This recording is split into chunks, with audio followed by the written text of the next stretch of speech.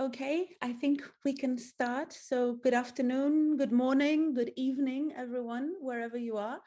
And welcome to the 2021 Ernest Gellner Lecture. You're either watching this on Facebook, on YouTube, or on Zoom. So welcome, everyone. I am Daphne Halikiopoulou. I am a Vice President of ASEN, and I'm also Joint Editor-in-Chief of Nations and Nationalism. And I'm really honored to be chairing this Gellner Lecture this year and to welcome our distinguished guest, Professor Prasenjit Duara, who will be speaking on nationalism and the crisis of global modernity. Before I pass on to Professor Duara, just a couple of things to say about the Gellner Lecture and our upcoming ASEN conference. So, as many of you might know, I know there's a lot of friends of ASEN here who have been attending our lectures for a long time. The Ernest Gellner Lecture was established by Nations and Nationalism in 1996 to mark the remarkable accomplishments of Ernest Gellner, particularly in the study of nationalism. Now it takes place every other year, alternating with the Anthony Smith lecture. And while last year's Anthony Smith lecture was meant to be delivered by Professor Anna Tredafilidou, it was sadly cancelled because of the pandemic. However, if you are interested, now her article has been published in Nations and Nationalism, Volume 26, Issue 4, entitled Nationalism in the 21st Century, Neo-Tribal or Plural, and you may read it there. So as you know, the Gellner Lecture always precedes the conference, the ASEN annual conference that takes place usually at the LSE or in Edinburgh in person, but again this year it's going to be online. Our conference is entitled Nationalism and Crisis, and we have a stellar lineup of scholars that I'm very much looking forward to, and I hope that you are too. We have Jasper Puar, Cynthia Miller-Idris, Bart Bonikovsky, Dan Slater, Lenka Bustikova, Miguel Centeno, and Judith Byfield.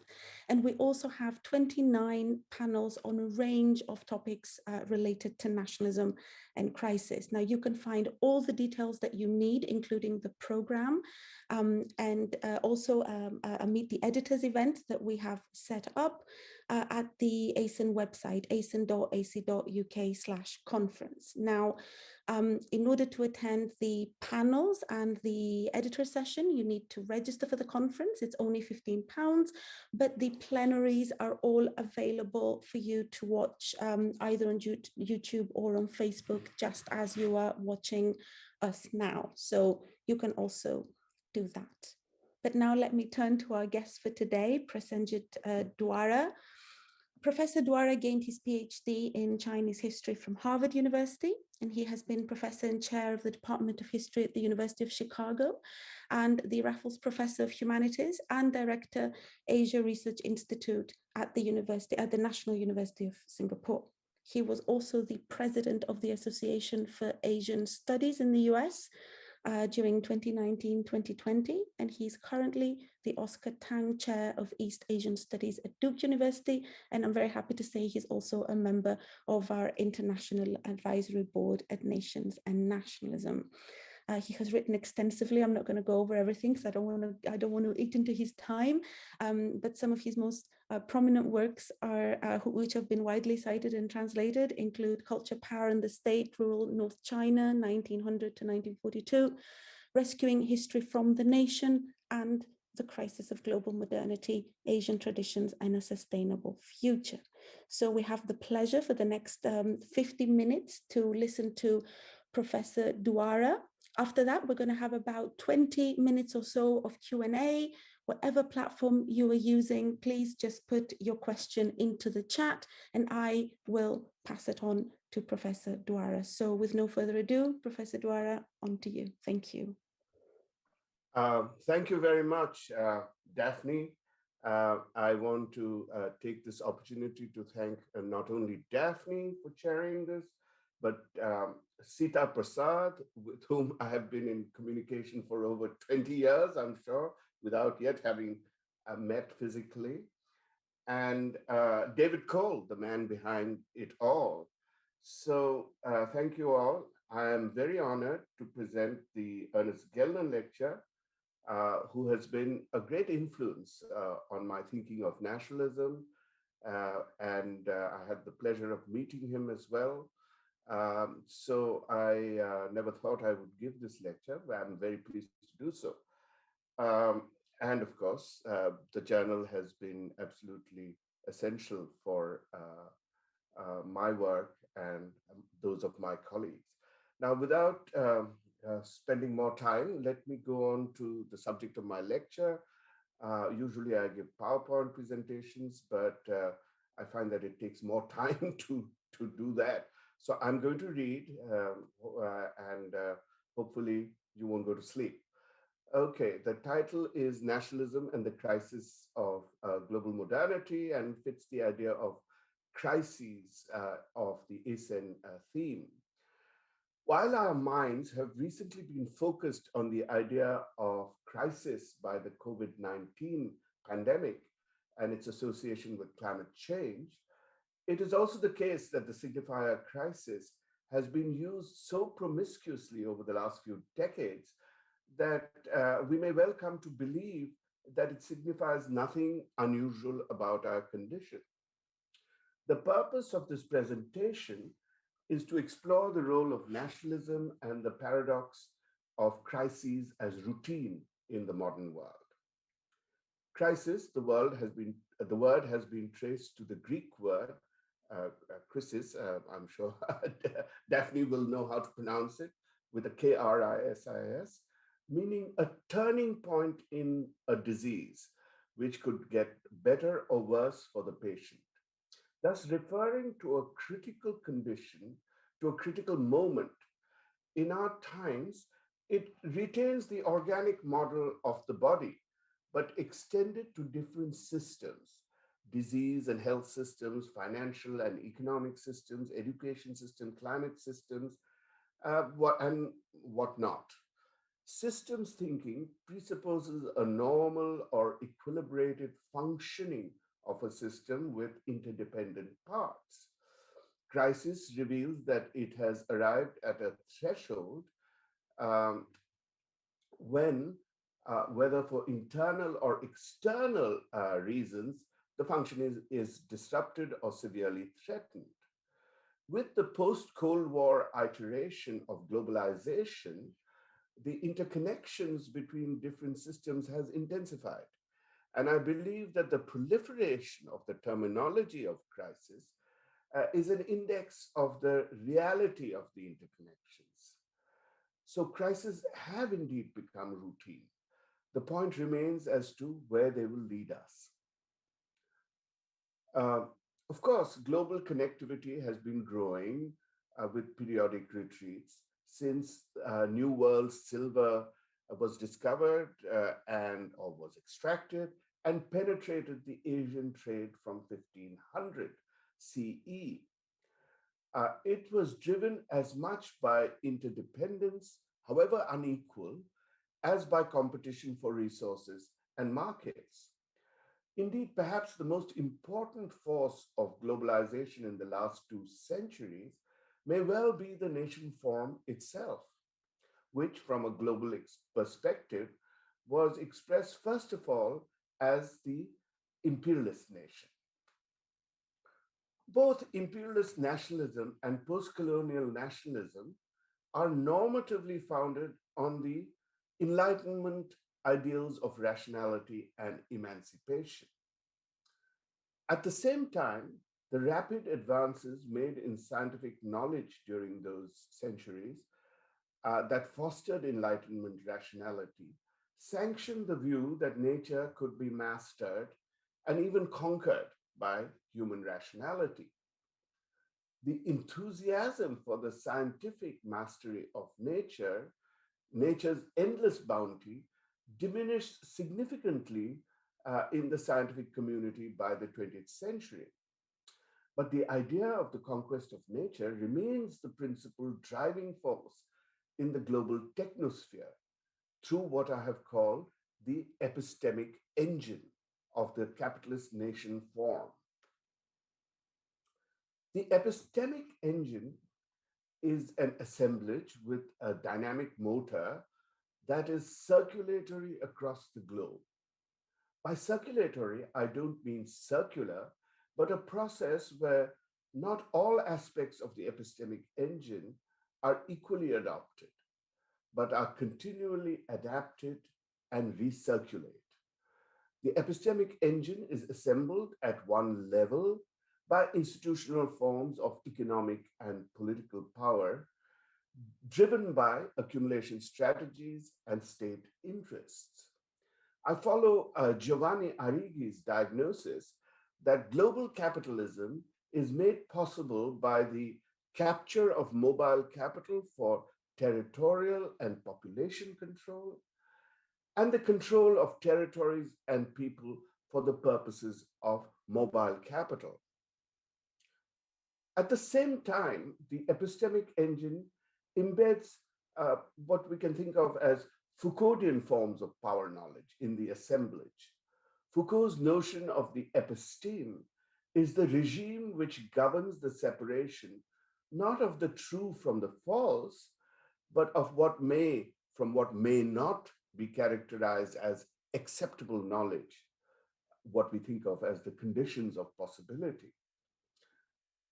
We might say that it is this epistemic dimension of modern secular cosmology that works to, or modern disenchanted cosmology, that works to obscure alternative nature-centric views from occupying center stage in the world order.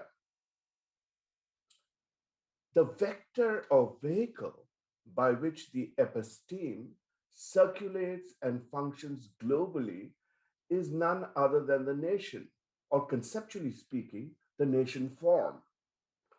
The nation is the epistemic engine that powers the circulation of the cosmology generated by Newtonian mechanistic science and the subject object human nature uh, dualism that puts humans in the driver's seat in their unending quest for resources to raise GDP growth. It does so largely in competition with other nations over uh, control of global resources. By reproducing the Enlightenment axiom of the necessary mastery of nature for human prosperity, it enables the unlimited consumption of energy and nature while discharging its exhaust on the environment. The nation form, as I have suggested, has been reproducing itself adaptively across the world for over the last 2 centuries. Sociologists of world culture observe it is not only categories of the technological and material that have become standardized for exchange across the globe, but even epistemic categories such as the child or history have become increasingly standardized. For instance, the laws and norms governing education and the labor of children, uh, and thus the very conception of childhood, which ends only at the age of 18, has been constitutionally adopted by nation states over the last 100 years, even before the rights of the child was established in the United Nations. Even the format of historical pedagogy of the nation state, which adopted a linear succession of ancient, medieval, and modern period with an attached renaissance to jump from one to the other, followed a similar pattern. What is circulated and often axiomatically absorbed are the epistemological and cognitive principles underlying the models, norms, laws, rules, standards in each national society. As such, nations do not fundamentally have an enduring inside and an outside that appears to be so basic to the self recognition in politics and scholarship. Rather, the nation is the site of a volatile tension between its globality and its nationness, which I talk about below. The nation form has, of course, been discussed by many scholars, but I will clarify my own understanding of it as process, as a process. In order to understand it as an adaptive circulatory form, I identify those dimensions in the assemblage that are more core and durable from those that are more variable. The politics of nationalism are perhaps the most variable. National campaigns, international allies and competitors, competing visions expressed in political programs, etc. More durable are the institutions that secure popular sovereignty, citizenship, militarized territoriality, and the ideas of inclusion and exclusion. For instance, the civic versus ethnic expressions of nationalism occupy a kind of a middling temporality. The most durable are the constitutive conceptions of temporality and subjecthood. Uh, Temporally, the nation is a subject in linear time, directed by the Enlightenment ideal of progress. At the same time, it tells a history of the self-same subject, which realizes its glory through struggle and competition. The subject is exemplified in the Spartan song, "We are who we were, we will be who you are." The nation is thus able to reconcile its requirement for a timeless essence, required also not just psychologically, but to claim territory and sovereignty, while promising progressive change and continually morphing in the circulatory process. As the ur form of all identity politics, the foundational sense of the self in nationalism requires a strong sense of the other, and under certain circumstances, like the present, the self other relationship flares up with extraordinary virulence, even in societies which are known to value civic over ethnic citizenship. I explore the history of these cosmological conceptions of time and political subjecthood, which are to be distinguished from older religious and imperial conceptions to see, one, how they circulated globally, and two, to probe the possible pathways out of them. An important source of the nation form, I have argued, is the confessional state in Europe that ultimately succeeded in restoring the long unraveling sovereignty of God in the Holy Roman Empire with the sovereign God of the Reformation states. The confessionalization of states during the wars of religion in the 16th and 17th century Europe had the effect of integrating state and people into a community joined by their singular belief as the chosen people and by opposing the saved against the damned. Under the principle of cuius regio, ius religio, excuse my Latin, the identity of the believer became coterminous with that of the community and the state. I believe the confessional state can be thought to have generated the prototype of national identity, which Ernest Gellner once defined as the congruence of state and culture.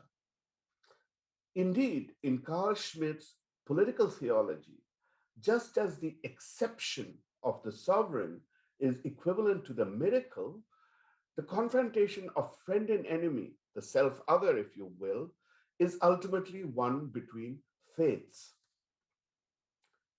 To be sure, there were many other factors which combined to create the recognizable form of the contemporary nation state. To mention the salient one, the simultaneous development of overseas conquests and resource control, fiscal militarist competition among powers, the firming up of ideas of territorial sovereignty, and still later, the ascendance of a popular sovereignty. I simply want to indicate that the confessional form, inherited by the nation state with congruence of a state and believers at its core, even as religious belief may have been transformed into an ethnic or a majoritarian identity, have not been explored sufficiently in Western scholarship. Nonetheless, it was not lost on nationalist intellectuals in the colonies and semi colonies in Asia and Africa. From the late 19th century, nationalist elites in non Abrahamic societies of South and East Asia sought to confessionalize religions even where the religious tradition were deeply pluralistic and relatively impervious to mobilization. Thus, a national Shinto and a national Hinduism have shown some results, whereas the uh, Taiping movement in China and national Confucian movement of early 20th century China was overtaken by Maoism, which through its method of what David Apter called the exegetical bonding by small group exegeses of Maoist texts, represented a confessional form at its core. Nationalists in Asia sought to build strong nations on the confessionalist model of the self other distinction that they saw at the heart of the mobilizational capacity of European nations. The cosmology of universal empires across Eurasia had authorized the management of multiple and overlapping constituents of communities, loyalties, and identities in their realm. The disappearance of an overarching, even if nominal, sovereign authority of the Holy Roman Empire in Europe revealed the fundamentally anarchic condition in which the confessional states of the Reformation, Calvinist, Lutheran, Anglican, Catholic, found themselves. The agreement which these new states devised to contain the competitiveness that could lead to mutual destruction was, of course, the famous Treaty of Westphalia of 1648, which became the anchor and the design to regulate interstate relations in Europe. Over the next centuries, it evolved into a nation state system from the Westphalian Vertalian order, undergirded conceptually by what Carl Schmitt called the European nomos, through the League of Nations, and is represented at present in the UN and its organization. The nation state system is the self legitimating apparatus of the nation form that is the epistemic engine. The system bars access to those entities that do not conform to its rules and standards and its unspoken hierarchies. At the same time, the circulatory logic of the system enables the largely homologous national units to model, imitate, extract, and steal, much like corporations in the competitive quest of the GDP power of each. The crisis of capitalism. Giovanni Arrighi, drawing on the earlier work of Carl Polanyi, Fernand Braudel, and others, has demonstrated how capitalism has survived the economic and financial crises that the earlier Marxist tradition had predicted would spell its doom.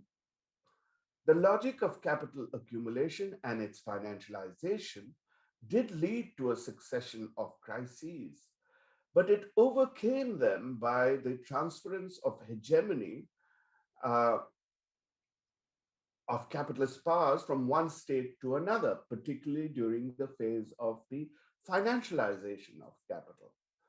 Thus, the hegemony of the Genoa financiers and Spanish military power was overtaken by the Dutch, and from them to the British, and then to the Americans, and we're not sure where it will go now. The Arrighi argues that with each successive hegemony, the state capital combination developed exponentially greater power and capacity to penetrate the globe. Yet the crises generated by such an expanded scale and depth of accumulation and financialization were correspondingly more globally penetrating and systemically connective. Today, we see more clearly than ever that it involves not only the economic realm, but the health and ecology of the planet as well. Where Arrighi sees a clear relationship between the state and capital, he was less concerned with the environmental impact as well as the role of nationalism that I see in the epistemic engine. I will turn to the crisis of environment and epidemic in the final section. Where does nationalism fit into this? I probed the historical evolution of nationalism from confessionalism and touched upon the dissemination of the seemingly anachronistic, religiously based self or other form in other parts of the world. I say seemingly anachronistic because by the 20th century, these societies, these colonial, former colonial, semi colonial societies, also imported the nationalist package of progress as secular. As I have discussed elsewhere, they were able to telescope the European process, where incidentally, national churches exist to this day, by often creating confessional religious identities and then transforming them into ethno-national majorities. Nationalism secures its attraction among the people by means of a virtual contract that the state makes with its citizens to deliver the fruits of progress and development in exchange for loyalty, discipline, sacrifice. But it reveals its identitarian face in its quest for competitive advantage and resource control, and or when the promise of delivery is seen to be faltering or failing. This is when the self-other duality swings to the fore. The twin faces of nationalism reveal a promise towards citizens of the majority group, coupled with the practical denial of rights to minorities and immigrants, and a periodically hostile, competitive, and warring approach to nations outside the claimed territories. Minorities frequently serve as the hinge group between the outside and the inside of the nation, or as the internal other of this nationalism. Needless to say, it is the successive crises of capitalism, whether because of the falling rate of profit in the manufacturing sector or the bubble economies generated by financialization, to which nationalism responds. Karl Polanyi noted a basic relationship between the inclusive-exclusive polarity of national regimes and the fluctuations of the global economy. He observed the alteration between openness during phases of capitalist expansion and a closing of the national economy during the busts.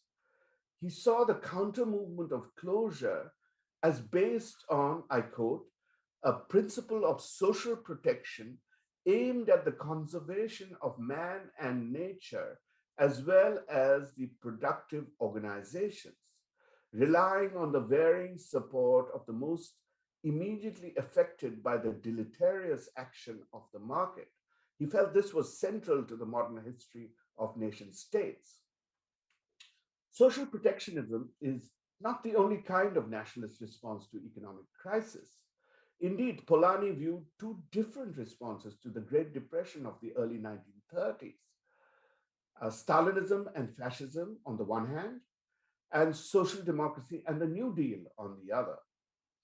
Although Polanyi felt certain that the world would not return to the destructive market fundamentalism of the 1920s, the pattern he deciphered clearly still continues to the present.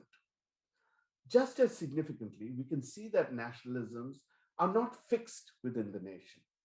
Nations that appear to be founded on the inclusive civic model can veer dangerously towards exclusive racist nationalism, frequently with a religious underpinning, as we have recently witnessed in the US. Indeed, we can find both trends in all nations, a topic which deserves further exploration. It takes much institutional work to keep the raw self-other binary from raising its head. To be sure, nationalism is not merely a response to capitalist cycles. Particularly during its formative stages, nationalism as a bottom up phenomenon can be creative and also transcend its restricted vision of territoriality and loyalties. Once the nation state is established, however, I believe it is largely the state that seeks to shape, channel, and contain the nationalism of the population. From a political perspective, the raison d'etre of economic development is the nation, its political integration and security. Economic strategy and policy are as much about social and political imperatives of the nation state as they are about development. Although the two are not ultimately separable in the epistemic engine, the political and economic do have separate goals. The state and regime are equally driven by their need for survival. Where development does not work, nationalism resorts to scapegoating.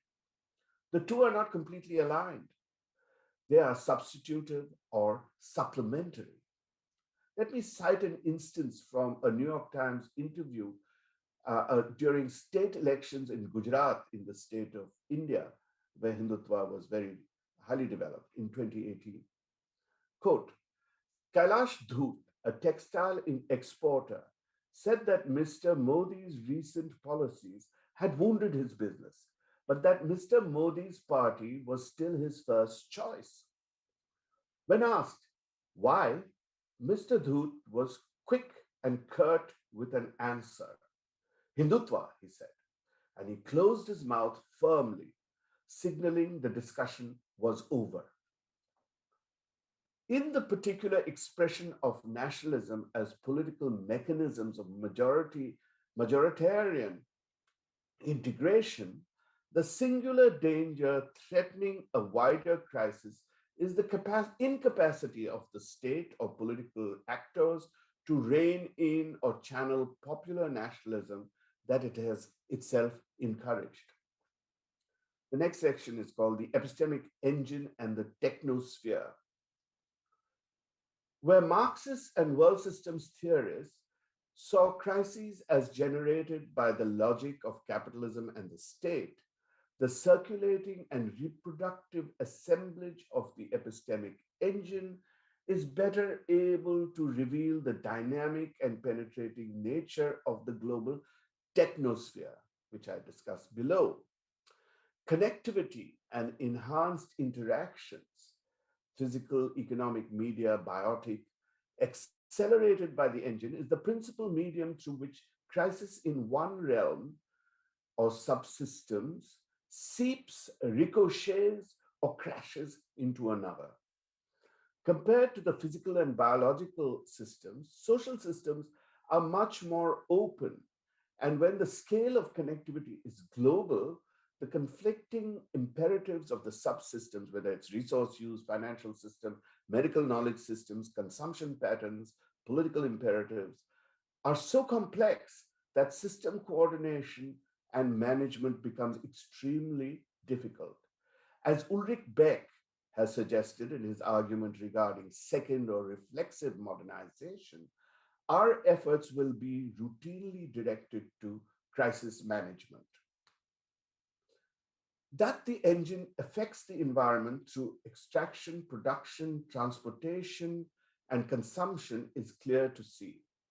The loss of natural habitats, in turn, brings closer contact between wild animals and people, leading to pathogens jumping species, is also clear to see in the current COVID-19 pandemic. Entire realms of natural and human work that were considered to be external, as in the externalities of economic theory, or invisible to the functioning of the engine, have been roiled and churned up to reveal their resistance to the will of human power.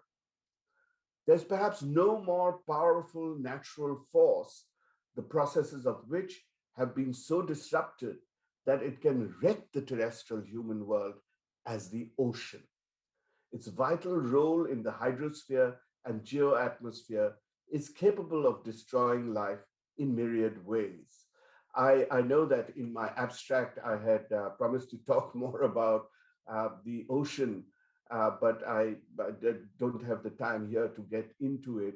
I should, for those of you who are interested, Theory, Culture, and Society has just published an essay of mine called Oceans as the Paradigm of History. So it was just in the February issue, just as a plug in case you're interested. Shameless plug. The epistemic engine needs to be seen in relation to the technosphere, a term developed by Peter Haff, a geologist, physicist, and member of the Anthropocene Working Group, and his collaborators. Comprised of human and technological systems, including infrastructure, transportation, communications, power production, financial networks, and bureaucracies, among others, the technosphere serves as the connector of the different systems and functions, I quote Peter, to extract high quality energy from the environment to sustain itself and its parts, including humans. It is reminiscent of circulations in the atmosphere and hydrosphere and dependent on the functioning of the other natural spheres. However, as a system or network of systems, it does not have the alarm sensors or the negative feedback loops of natural systems. According to Haff, this technosphere is currently overwhelming the ability of other spheres to meet its demand for raw materials and essential services, such as waste recycling.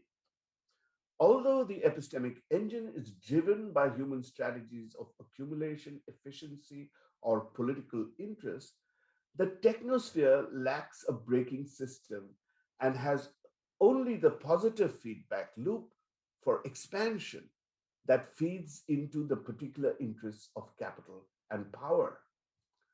Haff describes the technosphere as having developed a self-expanding life of its own, which transcends reductive attribution to its smaller scale components. He concludes that it is most critical, I quote, for humans to recognize that the technosphere has agency and that that agency is not the same as our own. While recognizing the enormous contribution made by the conception of the technosphere, we cannot neglect the role of the epistemic engine as the catalyst and in part at least the driver of the technosphere. Moreover, it has a built-in and sanctioned strategies of accumulation and expansion, of self-generating expansion, the reversal, regulation, or weakening of which, as for instance by the present pandemic, however temporarily, could conceivably also slow down the technosphere. The question of agency. As the expression of the epistemic engine, can the nation state develop the will and capacity to regulate the technosphere? After all, the nation state is designed, at least in part, to regulate the excesses of the capitalist market forces for the good of its citizens. The limits of this political form have always come up against its own expansionary dynamic, which largely serves the braided interests of state and capital. Indeed, I would argue that the expansionary dynamic is not only the result of the capitalist state, but of the cosmological mandate to secure resources by conquering nature. Witness the enormous environmental damage caused by 20th century socialist states. And due to the competition from capitalist states, they too inhabited the nation form and were driven by the same competitive logic. The fundamentally anarchic nature of the nation state order makes it extremely difficult to bring together national powers to address the starkly evident gap between the sources of its crisis that emerge from global circulations of financial, epidemic, environmental problems, and the national apparatuses of addressing them. The UN and its bodies are all too often overpowered not only by the powerful nation states, but also by the sovereignty claims of each state. There have been several efforts over the last 3 decades, significantly pushed by environmental civil society groups, to bring together nations to collectively agree to reduce carbon emissions and other greenhouse gases in the atmosphere.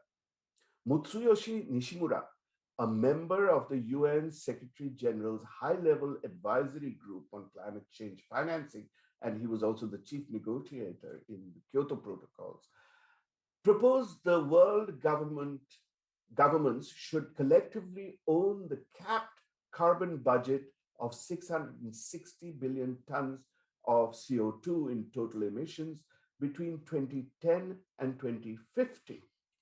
The maximum that scientific research tells us may be emitted into the atmosphere to limit the rise in global temperature to 2 degrees centigrade. Now it's stricter still since it's 1.5 degrees centigrade. Whereas the existing model is based on a government's voluntary determination to reduce national emissions, Nishimura's model requires polluters, no matter where, to pay for the global commons.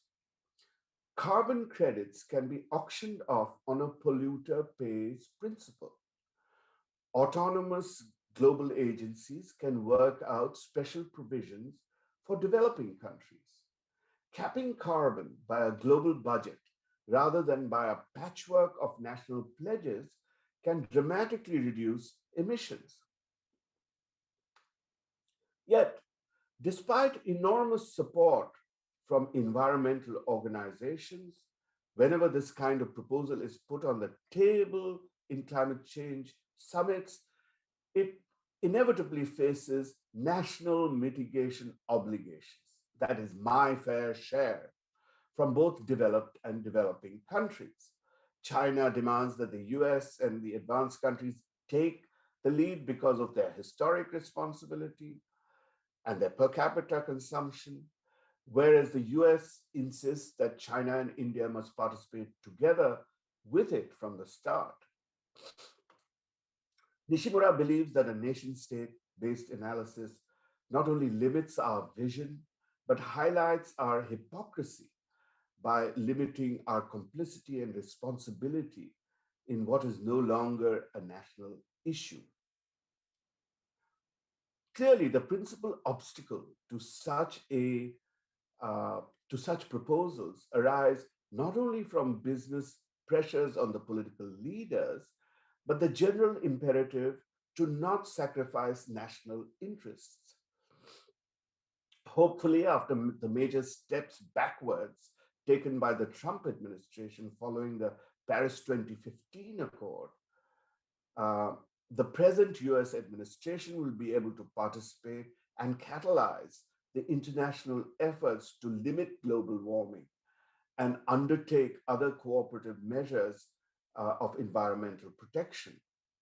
Note, however, that the Paris agreements are still voluntary and subject to compulsions facing individual nations.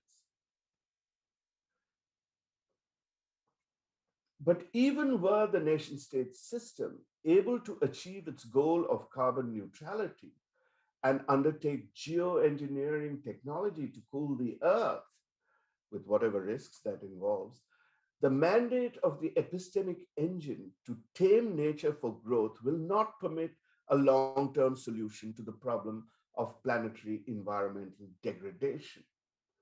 Ecological economist Tim Jackson argues in Prosperity Without Growth, a UN publication, I believe, that as long as we remain on the treadmill of accelerating production, the reduction of energy inputs and lower carbon emission per units of production will simply increase its use or the use of other resources, its throughput for higher profits and production.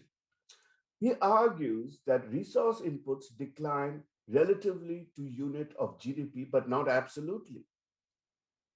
We will increase our exploitation of other organic and natural resources, such as we know already now, lithium, manganese, and rare earths that have formed over millions of years, billions perhaps, if we include CO2, coal. Ultimately, we will need some kind of value change that can limit the mentality of increasing GDP and consumption.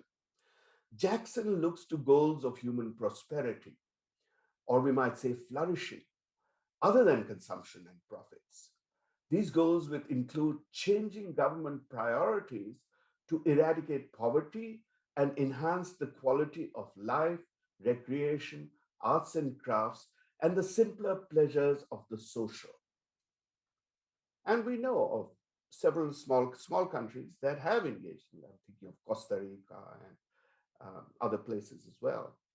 While government policies and campaigns are critically important, they have to be conducted in concert with communities, civil society, and expert participation who can also serve as watchdogs and pressure groups. Societal pressure within and across nations is, in my view, vital to changing our worldviews and upending the present goal of the epistemic engine for competitive growth.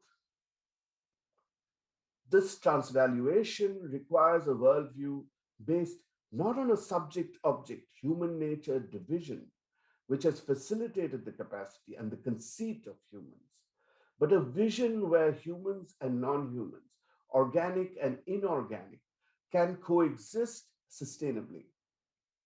Without such change, we risk falling again into the same trap that produced by accelerating anthropogenesis, a runaway technosphere that has no braking mechanism. Such a view may appear unrealistic under present conditions. Nonetheless, we can find movements in such a direction in various undercurrents. Over the last few decades, there has been considerable civil society activism regarding the environment that is converging, albeit from radically different and even conflicting perspectives and interests, upon a holistic philosophical attitude that rejects the God world, subject object, human nature, dualistic assumptions of the Enlightenment project. These movements represent widely different communities and civic associations. From the world's marginalized precariat, whose livelihood is most directly threatened by climate change, to modern, civic, youthful, religious, and scientific groups and agencies committed to environmental protection and justice. While this is still a weak historical force, it is poised, I believe, on something globally significant. I pin my hope on this force from an understanding of the long durée of history. Axial age theories, which have once again gained prominence in academia, argue, to simplify, that since the 6th century BCE, a philosophical and religious view of transcendent power emerged in the various Eurasian, Judaic, Hellenic, Indic, and Semitic societies, which in turn enabled, among many other things, the authority of truth to speak to power. One of the latest uh, um, people to have adopted the axial age theory is Jürgen Habermas and Charles Taylor, of course, also. And he's got some very exuberant descriptions of how this works, but I don't have time to quote them.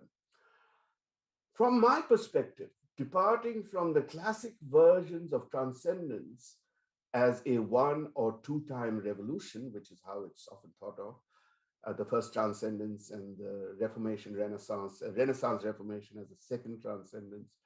The history of the world may be seen as the recurrent capture and institutionalization of transcendent authority by the power of the state or clergy.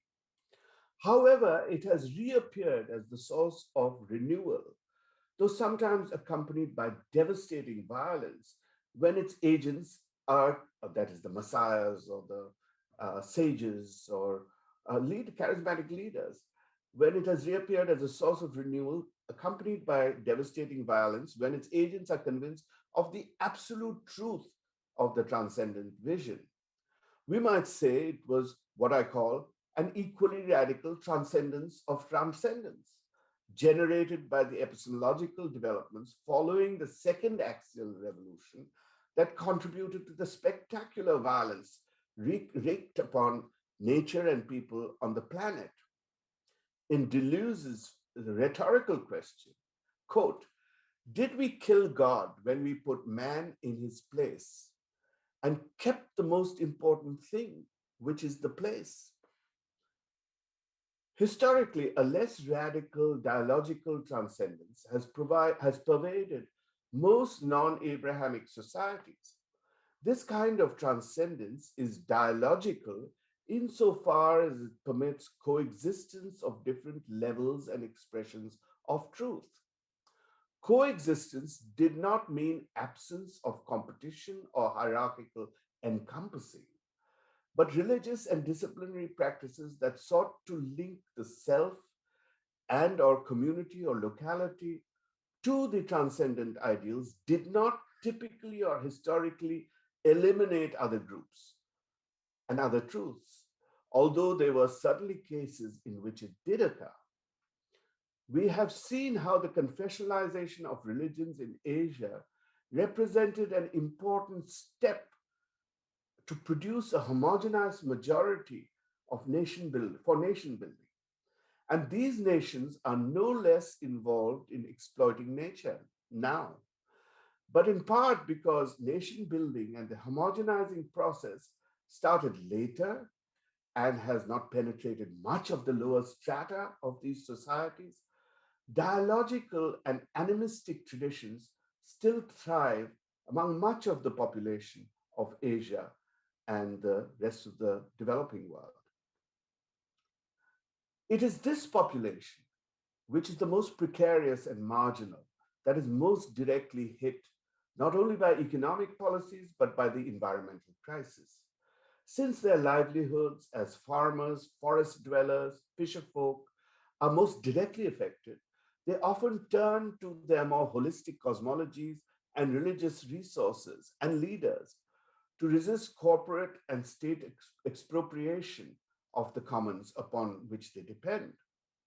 In recent decades, there has been a convergence and coalescence of environmental activism, of activists and civil society movements with the precariat. The movements such as the rights of nature among indigenous communities, the island peoples movement, the hundreds of thousands of movements to protect sacred trees, waters, underground resources have been joined by or coalesce with modern civic, youthful, religious, and scientific groups and agencies, including quasi-governmental agencies, some other governmental agencies committed to environmental protection and justice. These movements frequently network across borders and demonstrate the capacity to scale up to build global level coalitions and alliances. The anti-dam movement is one of those local, national, global movements that has succeeded, albeit with inevitably mixed results, in producing alternative standards and guidelines for dam building and accounting for social and environmental justice. The anti-dam movements are particularly conspicuous and have been studied in some depth, including in my last book, because rivers traverse several countries and affect a great variety of populations, habitats, and ecosystem services. I believe that the coalescence is converging on a transcendent idea of nature as sacred, with social, discursive, and legal underpinnings. While for many of the threatened subaltern communities, this sacrality is part of the ecology of life and livelihood. For the more disenchanted moderns, the sacrality of nature is expressed through the notion of legal protection as the common heritage of mankind, of humankind, as discussed by UNESCO. Legislation and judicial decisions of this kind have often been initiated, advocated, and pushed through by civic groups. I call these natural spaces sacred because they represent an inviolability arising from the elemental urge to protect the sources of life. There are over 160,000 legally protected areas in the world, both national and international, including almost 1,000 World Heritage sites.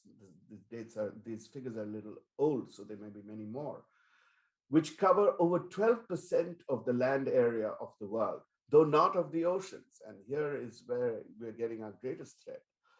On several occasions, these expressions have begun to converge. For instance, in the Eastern Himalayas protected zone in Yunnan, which is the home of many minority groups, as well as the cradle of NGO activism in China, at least till recently. In India, New Zealand, Ecuador, to name a few countries, indigenous communities have initiated movements to protect the commons that have succeeded in securing legal rights of nature sanctioned by the highest courts in the land. And this has had a multiplier effect at lower levels as well, at more local levels. As is evident, this conception of sacred nature mobilizing older ideas, fragments, and inventions is an emergent one and depends to a considerable degree on contemporary national and transnational legal institutions. It cannot but mobilize the classical Enlightenment ideal of rights and other ethically defensible ideals to resist the epistemic engine and transvalue its goal of the conquest of nature.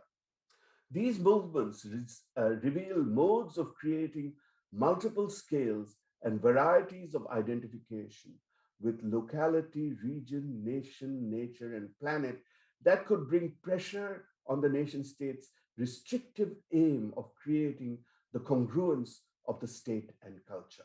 Thank you very much. Sorry if I've overshot my time. Thank you so much, Prasenjit, for such an interesting and comprehensive lecture. So much ground covered. Now, if we were in the same place, face to face, we would be heading to the reception where people could ask you questions during the reception, but sadly we can't do that. But we do take advantage of the technology that we have, and we will take questions online. So already I have quite a few here. So what I'll do is let's start by asking you each question individually as we have a bit of time. And then if we're running out of time, then I'll ask a couple. So first question here from... Excuse me, can I see them or should I write them down? Because I will read them for you. I don't know if you can see them. They're directed to me, but that should be fine because I'll read it slowly and I'll do one at a time. So one question here is, does ultra nationalism and hypernationalism undermine or disorient globality? I think it basically just temporarily disrupts it. I don't think, because nationalism is founded upon the competition, and so it will seek to dominate the world of competition, but it doesn't make sense without the competition, without an other. So it'll reproduce over the long term. It will disrupt it temporarily, just like World War I and World War II did. Okay. So second question, interesting question from Atsuko. Is nationalism an epiphenomenon, as Gelner has said? And if so, of what? I'm not sure. I can't remember in what sense Gelner meant it as epiphenomenal. I guess he meant that it was really getting a society integrated, an industrial society, and it's an expression of that. I think it's much more than epiphenomenal. I think it is very much related to the cosmology of the Enlightenment, and it's a mechanism to work out the mastery of nature. and which we tend to think of comes from capitalists. But what I'm trying to argue is that it's inseparable from the nation state form, which has its own competitive drives and links it to that. So I don't think it's epiphenomenal in the modern world at all.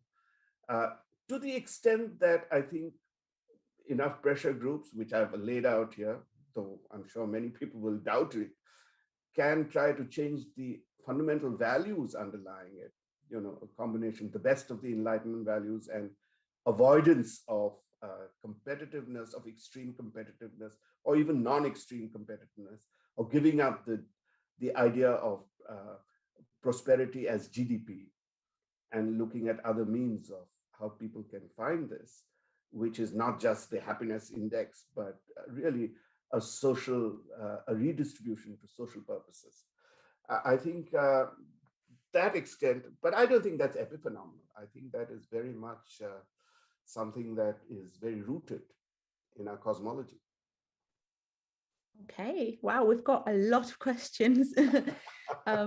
So from Athena Lucy, there seems to be a contradiction in your presentation between the nation state on the one hand being an agent of environmental destruction and also an agent of environmental protection. How do you think these two are reconciled? Yeah, well, I mean, it has this dual dimension, right? On the one hand, this is what I tried to argue, that on the one hand, it has the promise of delivering not only the growth of the people, but also to keep the sources of their livelihood, which means presumably sustainable, but it's also driven by its need to preserve itself through competitive advantage.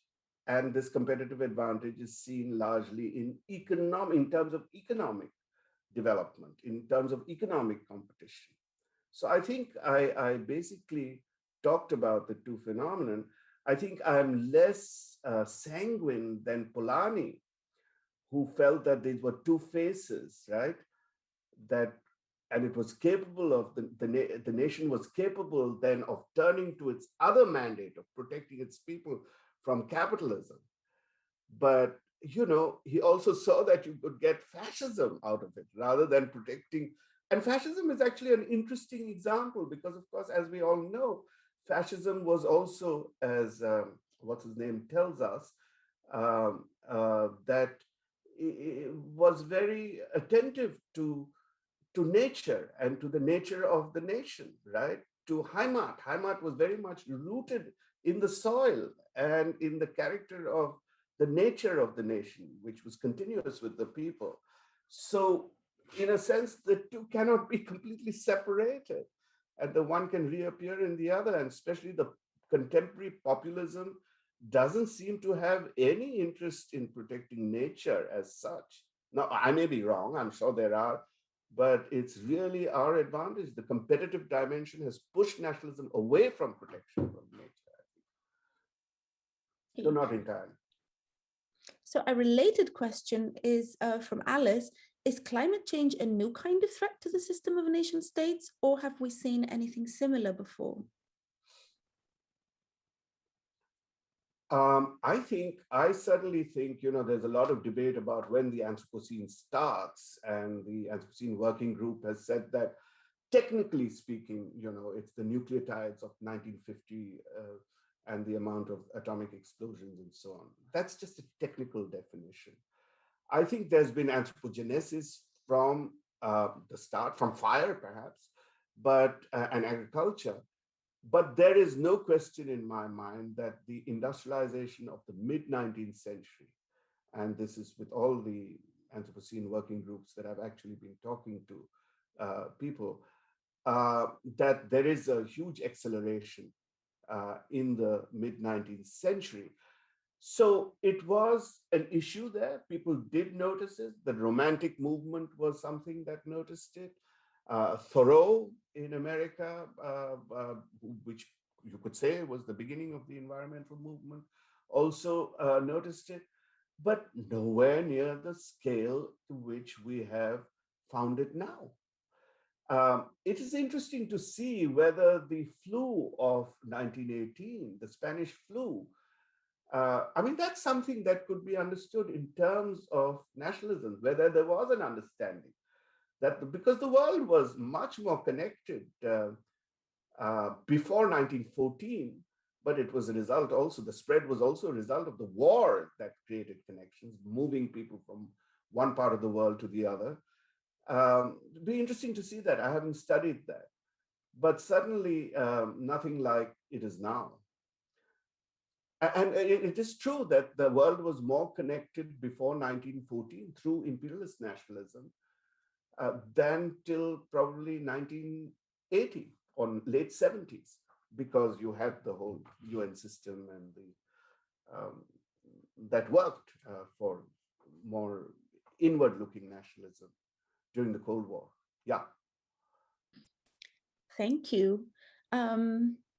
So from our ASEN president, Jonathan Hearn, can a transnational civil society mobilize effectively against the epistemic engine without a world government to address itself to and bring nation states to heel? Well, this is, of course, the million-dollar question. I feel that whether or not we can, we should be working to that. And I've been quite energized, both by, not energized, enthused by both, too old to be energized, by both the indigenous peoples movements. You know, I have pictures, you know, the last talk I gave before the Trump administration was near near Dakotas, where they were doing the Alaska, the pipeline, the Dakota pipeline, in which American Indians protested because it was not going through the urban city of Bismarck because of its pollution possibility there, leakage, but going through the Indian territory. And the number of youth, I went to give a talk at a university there, and they said, oh, they would have loved your talk. It was on the environment, but they've all gone to protest the mine. So, I mean, there was a huge collection. I have pictures of that, which I didn't get to show you, which suggests that there is rising forces that are pressuring governments not only to engage in climate protection, but also to cooperate, right? And so I think the next 5 years is going to be, next 4 years at least, with hopefully not too much of a backlash of populism with the United States and with China also. I think China has mostly been following, although it still has lots of carbon emissions, but to come together and to begin to pressure. Now, to what extent? I don't think there'll ever be anything like a world government, but you could have greater power being delegated to share sovereignty with agencies within the UN and its allied organizations. So I think there is a pressure, there are moves to go in that direction. This is what I say when we hope against hope. Okay, so now we have a question from Barry Healy. It's quite a long question, so I'll try to read it slowly for you. There seems to be a crisis of intellectual authority. In many post-colonial Islamic states, nationalism is often formed through the ulama. Through technology, they actively seek to Islamize their society, bringing them closer into line with their perceived Islamic law. They may ignore the modern world complexities, including environmental discourse and capitalism. How can such forms of nationalism reconcile the demands of such perceived divine law with the realities of political power and exigencies of everyday life? Is it a crisis of authority, both political and intellectual? I missed one maybe crucial point. After saying that through technological means they have created a more Islamic fundamentalism, and then of Islamic society, and then yes, then they may ignore the modern world complexities, including environmental discourse, capitalism, etc. So how do these basically, the question is really how can these types of nationalism reconcile these two sort of conflicting demands? That is a tough one, and I don't necessarily work on Islam, so I don't have a very good answer. But it seems to me two things. One is that all modes of all these theological governments, right? I mean, these, what are they called? Theocracies, Iran or even Pakistan or Israel. I think Israel is a theocracy. Uh, these, Saudi, I think these are all very modern states. I think these are modern, I mean, they may not be as developed, but they're modern states in the sense that they not only technologically, but institutionally, they develop very modern institutions, if for no other reason than to compete, right? So they are very selectively traditional. And I think that there are institutional processes that will limit how much uh, they can to create a religious basis that would ignore these fundamental natural material factors that will affect them as much. In fact, there's no shortage of Islamic thinking on environment right now, right, across the world. I get messages all the time from interfaith and different religious groups and so on. Religions have actually largely adapted to uh, the new role for salvation for them, right? Which is to save the environment. I mean, it's physical salvation. It's no longer just personal salvation.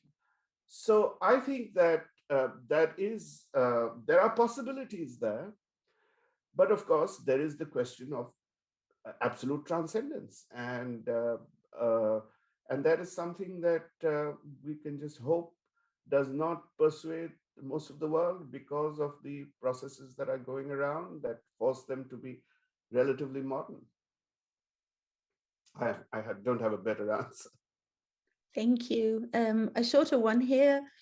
It seems the economic and geopolitical competition among nation states is on the rise.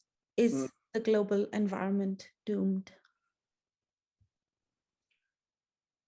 Well, there have always been phases. There have been cycles, and certainly the UN is trying very hard, and these COP conferences. I mean, everybody's trying. All the people who are committed to it are trying, and the circumstances at the moment are, of course, there's rising nationalism, but I think I don't know.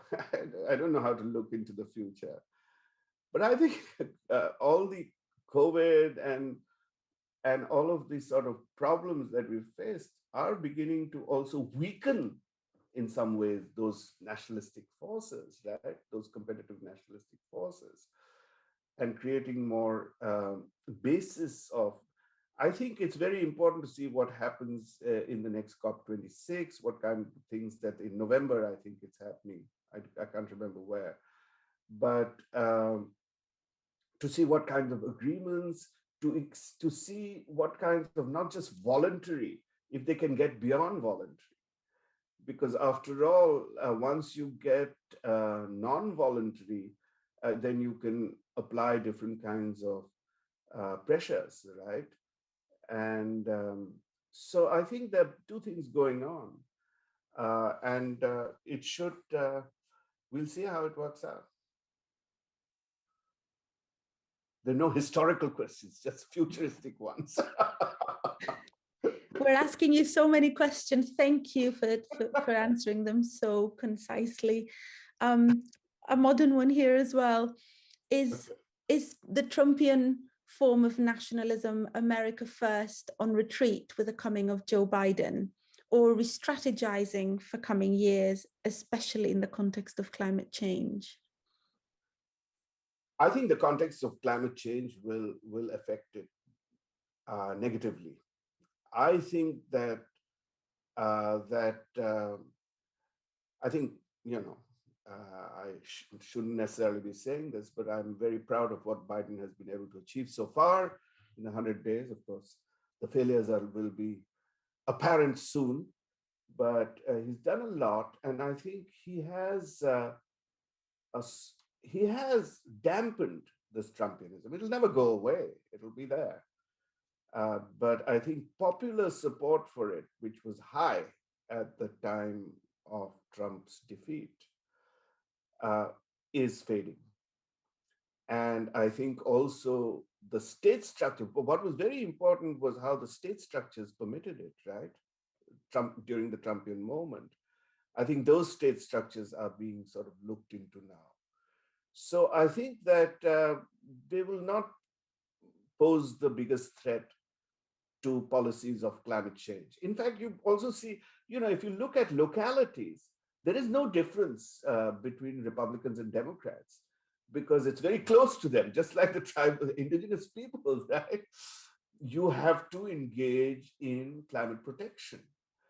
And it's happening everywhere, whether it's Republican mayors or state governors or less state governors, but local politicians. They are all pitching in on climate protection. So in some ways, we do need sort of charismatic leadership.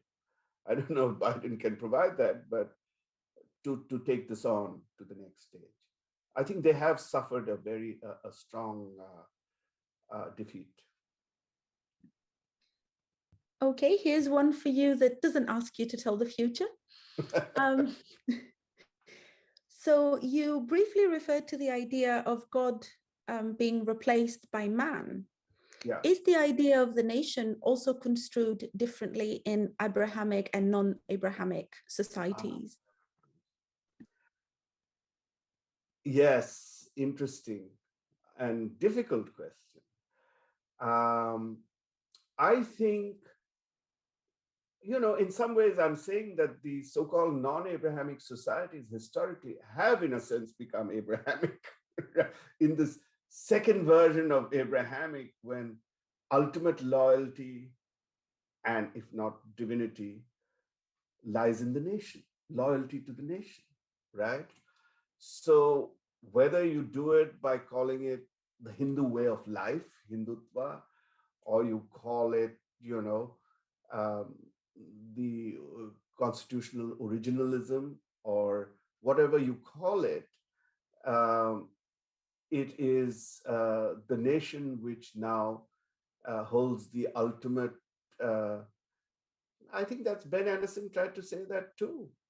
It is the source of your faith, if not a transcendent faith. It is the faith, right?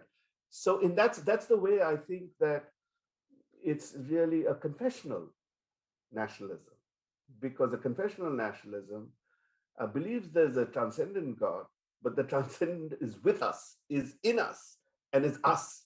And then those who are not transcendent, right? Who are not faith. So I think the nation operates on that principle. It does not accept a higher authority than itself or a higher loyalty. Okay, thank you. We have time for a couple more, if that's okay with you. Just a couple more. What is the biggest worry we are facing, the epistemic engine or the logic of the techno agency that you were referring to? Is there a tension between the two? I've just been having exchanges with my new friend, from whom I have learned all this, Peter Half. He's at Duke. He's retired from Duke, but he's very active in the whole Anthropocene scene. And I think we've come to a compromise situation where he thinks that the technosphere has a way of just because he thinks knowledge, information and knowledge is the driving force, right? And there's a built-in, what we've done in the technosphere is built in. And now with artificial intelligence and so on, it will keep producing more knowledge for more things, for more occupation in the world, right? So, whereas I do think that the epistemic engine does have a driver. You can't you and I think COVID showed it very interestingly. It slowed down. It can slow down because the technosphere can slow down because the epistemic engine slows down, right? Not because humans have done something, because something was done to the humans, right? So, and there are also several ways in which he and I both agree that there are overlapping structures that sometimes what he calls strata 2, which is the epistemic engine, can affect the technosphere strata 3. But mostly he believes strata 3, the technosphere, will determine what is happening in level 2. But there are leadership possibilities, there are overlap areas, and so on. So it's an open question, I think. I think it's an open question. I do think there are possibilities. I don't want to leave with the fact that the technosphere can go entirely its own. And I think the best proof is what we've seen now, that COVID did slow it down. And but of course, is it in the interest of the technosphere to continue it beyond COVID, or the epistemic engine and the humans who gain from it? It's clearly both, and the one cannot necessarily control the other. So we'll have to see at what point this intervention can make a difference or not. I'm old. I'll be gone. Okay, last question then, and I will pose one here, read one out that is about the future again. So you'll leave us with a question about the future, I guess. When we observe the international dynamics around climate change questions, we see that the rise of the populist governments trying to make this global problem into a weapon to attract money and technological resources from advanced nations. For example, Bolsonaro's Brazil is trying to do that. Can we say this will convert in a global reality in the near future? I'm sorry, my mind just got distracted for half a second. Can you just so it's about developing nations? Yeah, so I guess the question is, yes, I guess the question is that in these climate change questions, etc., sort of populist governments around the world are trying to make this into a sort of global problem to attract resources from advanced nations, and to what extent can we expect this to be the reality from now on? That's an interesting issue. I'm not sure that they are making it into a global problem. I don't think so at all. I think that the main sources, and I don't think anybody's going to give money to Bolsonaro. His government will have to be replaced to get any money for anything.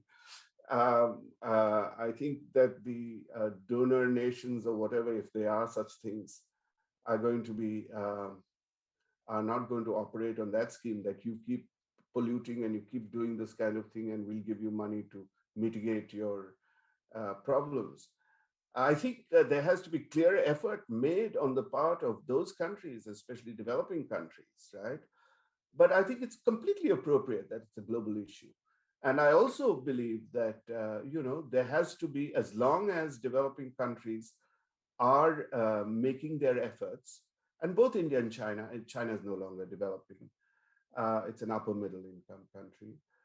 But India and many other countries are making good efforts, right? Within certain parameters. And and I think we have the capacity, the UN certainly has the capacity to judge what their contributions are. But then once they have, I think it is incumbent upon the developing world to extend technology and resources to enable them to reach at least a modicum of well-being, both economic and environmental well-being, and then proceed on that basis. So I don't think that they're just doing this for instrumental reasons to get more resources. And there's certainly ways to check it. And there's no way that Bolsonaro, I think, will get anything. Well, as long as he's in power. Right. Okay, well, we are running out of time. I think we have exhausted you with so many questions. So I just want to thank you so much, Professor Prasenjit Duara, for a really interesting and comprehensive lecture covering so much ground, and also for answering all the questions for us. So as I said, sadly, we can't take you to the reception, but still, it's been a pleasure to have you here to talk to us about nationalism and multiple crises. So thank you so much for joining us. And I'm sure everyone has enjoyed it as much as I have. Thank you. Thank you very much. I've had a great time responding to the questions. I'm very honored as well. Thank you, Daphne. Thank you, Sita. Thank you, David. Okay. Thank you so much. And can I just remind everyone here that, remember, our conference starts tomorrow. We have an absolutely stellar lineup of speakers and panels, and we very much look forward to welcoming you to one of our events. So please check out our website for the conference program and the various talks and panels available. So thank you so much from me, and have a good evening, afternoon, morning. Bye.